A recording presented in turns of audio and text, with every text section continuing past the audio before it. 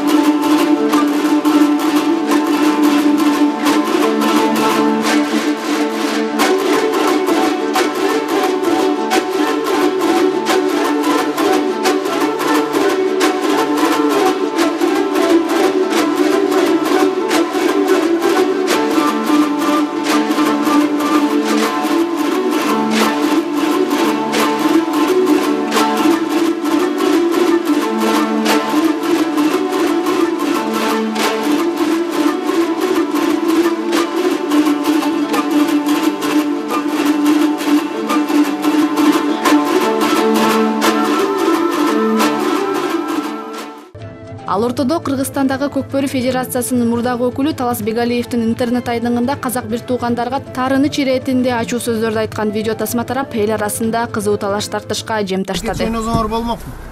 Былтыр жакшынакай барып силерди сыйлап бергенбиз, ойноп бергенбиз. Бүт правилаңарга макул болуп ойноп бергенбиз былтыр. Астанага мен баргам былтыр. Жакшынакай бардыгына макул болду. Кандай болду? Кандай болду? Баарына чыдап ойнодукпу? Эркек чабасаңчы. Эмне андай кылбай койдуңар? Колумуздан келгенин иштедик. Сиздер дуга кылыңыздар. Дуга жасадык силердин иштегениңерди. Төрөчө кылып койбойсуңар бе, Мержан? Ойноп койбойсуңар бе? Намыс деген барбы силер? Бул спорт кой бул.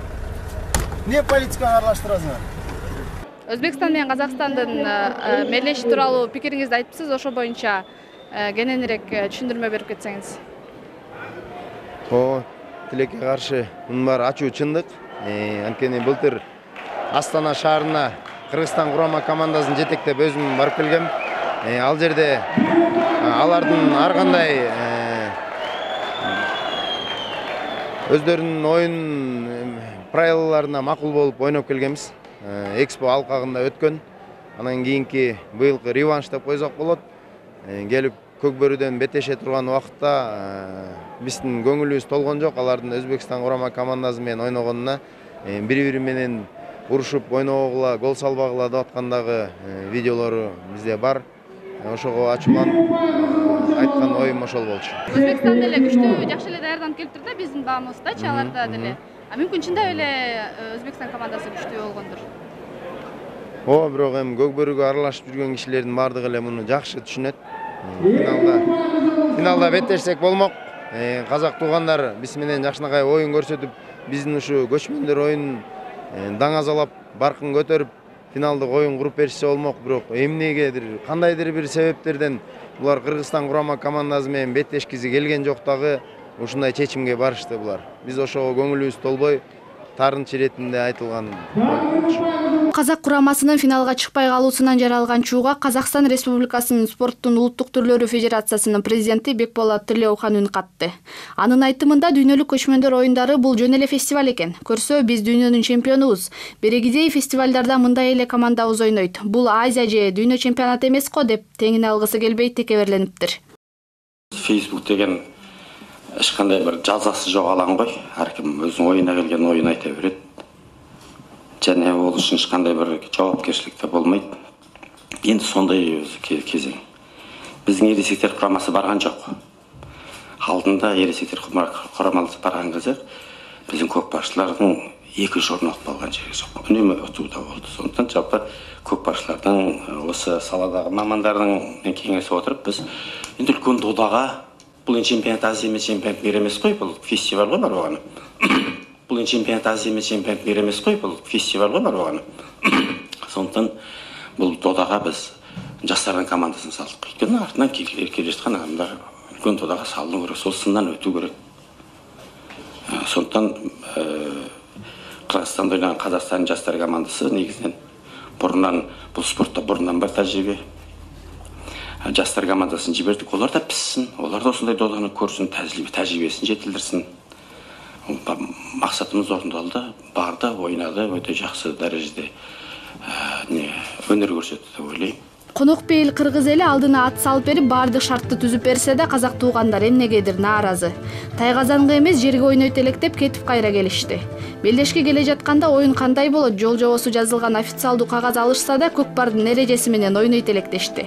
Кайра кайтып келсе да кыргыз тарап терикпестен дүйнө элине көкпөрүнүн кызыгын көрсөтөлү деп эң күчтүү айтылуу Сары Өзөн Расфеттин аттарын мингизишти. Ал эми былтыр Казакстанда Экспо 2017-нин алкагында өткөн көкпар боюнча мелдеш кандай болгону дали эсибизде. Анда кыргыз көкпөрүүчүлөрү туугандардын баардык шартына макул болуп, жада калса опузасына да чыдап ойноп келбеди беле. Каалашынча калчап Манас Ниязовду келбесин деп, намыс үчүн деп 2000 км алыска аттарды алып барсак, такаңарды чечип ойногула деп акылга сыйбаган шарттарды койгондоруна да көз жумганбыз. Катуу кетпи? Конокко чакырып алуу үчүн келип туруп сыйлаганыңар ошол. Келип турбай диктовать этпеңдер. Эч ким диктовать эткен жок, суранып атабыз адамча. Адамча суранба сен, правила бар, бол, чык. Как принципиально ойнайбыз, канча коесуз? Ойнайбыз, давай. Чык тагын, чык. Така мен ойнай берем, эмне коркуп атасыңар? Үндемеген сайын келетсиңдер го беле. Чаке.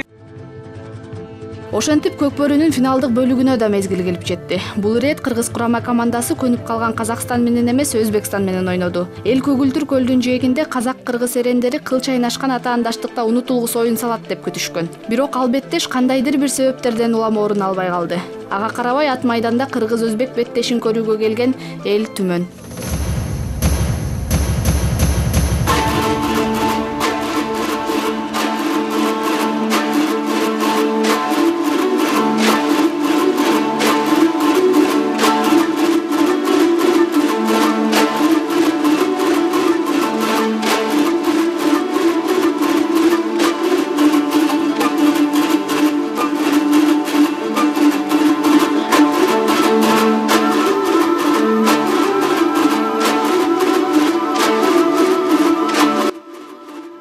Oyun башталганда эле фавориттер белгилүү болчу. Биринчи таймда Өзбек курамасында таптакыр мүмкүнчүлүк болгон жок.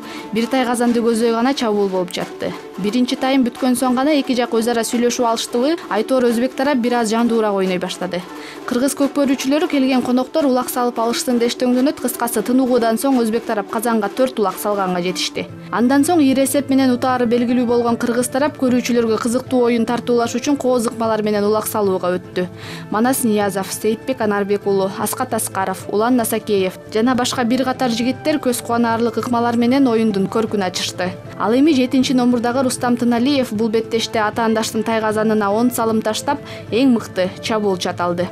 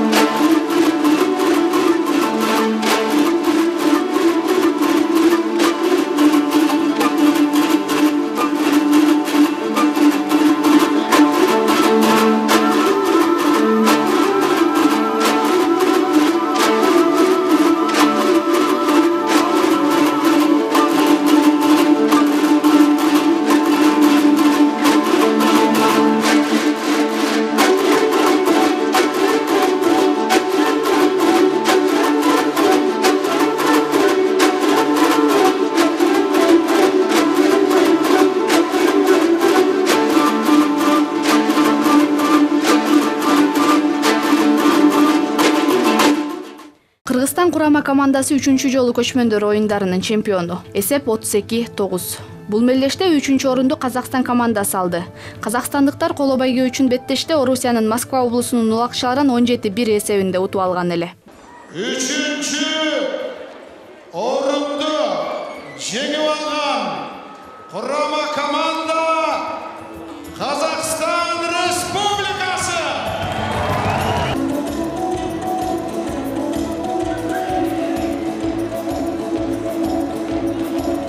Көшпелгімен қошу, ақшалай байгесі қошайды қойып, 1 миллион сом.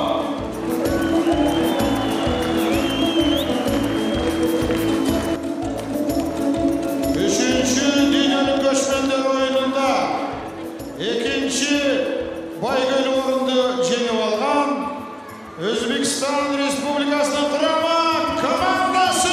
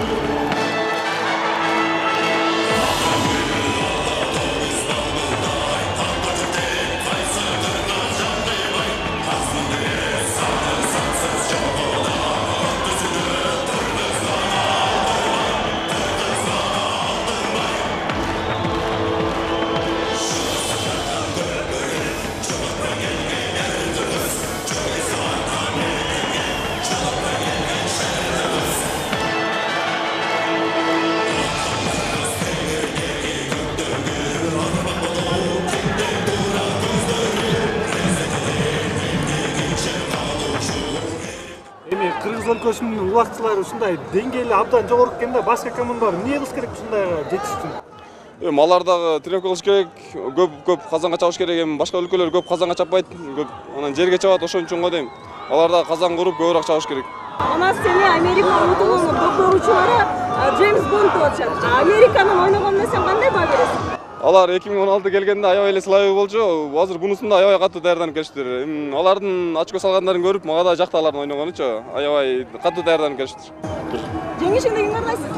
Жеңишим кыргыз элиме арнайм. Бул оюндар кандай болду сизге? Жақсы, тамаша, керемет. Ушундай жыйынтык болот деп күттүңүз беле? А? Ушундай жыйынтык болот деп күттүңүз беле же күтүүсүз болуп калдыбы? Мен кыргыз эл көкпарга кумар көкпөргө. Оюн кыйын болдубу же жеңил эле болду? Оюн кыйын болгондо, эми эки жакта осал эмес, жакшы оюн болду. Бул Өзбекстан менен силерди атайын утулуп койду. Жок, ондай болгон жок, ондай болгон жок. Силер болгон күчүңөр менен ойнодуңар, э? Ондай аңгиме жүрөт го, бирок бул өтірік ол. Bizler hamma oyun ağır oldu çünkü bizlerin birinci marta Kazan Kökber'de oynaşımız. Tay Kazan'a birinci oynaşımız. Özbekistan'ın Tay Kazan yok. Ballarının birinci marta oynaş. Көчмөндөр келгенде канчанчы орунду алабыз деп ниетте келдиңер эле? Şimdi finalga çıkabız niyet qilib kelganmiz baribir. Çünkü hamma sportchi finalda orzu qiladi. Душман сүйдүрүп айтат, тууган күйдүрүп айтат демекчи, ачуу чындыкты боордоштор терикпей туура кабыл алат деген ойдобуз. Нурпейил Сагынбекова, Темирлан Бакытов, НТС Спорт.